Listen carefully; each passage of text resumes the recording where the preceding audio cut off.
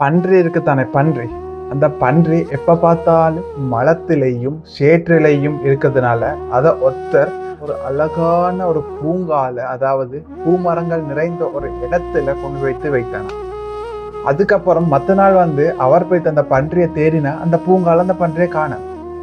இவ்வளவு நேரமா தேடி பார்த்தா கடைசியில அந்த பூங்காக்குள்ளுக்கு ஒரு சிறிய ஒரு சேற்று தண்ணி இருக்கிறத கண்டு அதுக்குள்ளுக்கு போயிட்டு அந்த பன்றி அதுல தூங்கிட்டு இருந்ததா. இது மாதிரிதான் சிலவங்க இருக்காங்க. எப்படின்னு சொன்ன, எப்ப பார்த்தாலும் மற்றவங்களோட குறைய மட்டும்தான் தேடி தேடி தேடி தேடி தேடி போறது. எவ்வளவுதான் ஒருத்தர் நல்லவரா இருந்தேன்னு சொன்னாலும் அதுலயும் புகுந்து அவரோட குறைய தேடுறதுதான் வேலை. அவருக்கு பாரதூரம் தெரியும். அவர் 5 நேரம் சொல்றவரா இருக்கலும், ஓதிக்கொண்டு நல்ல அமலை செஞ்சு கொண்டு இருக்கிறவரா இருக்கலும்.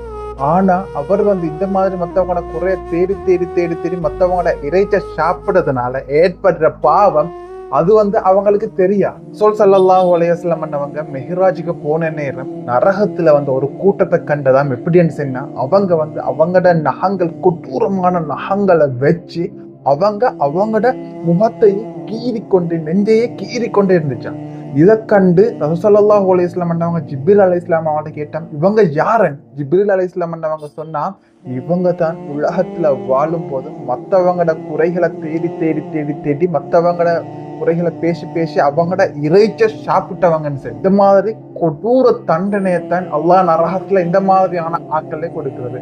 அதனால நாங்க எங்கட பாட்டுக்கு நாங்க எங்கட குறைய தேடி அந்த குறைய நாங்க எப்படி நிவர்த்தி செய்வோம் என்றதை பார்ப்போம். மற்றவங்களோட குறைய நாங்க பேசுறதுக்கு அவசியமே இல்லை. நாங்க மற்றவங்களோட குறைய மறைச்சா அல்லாஹ் எங்கட குறைய மறுமையில் மறைப்பான் இன்ஷா அல்லாஹ்.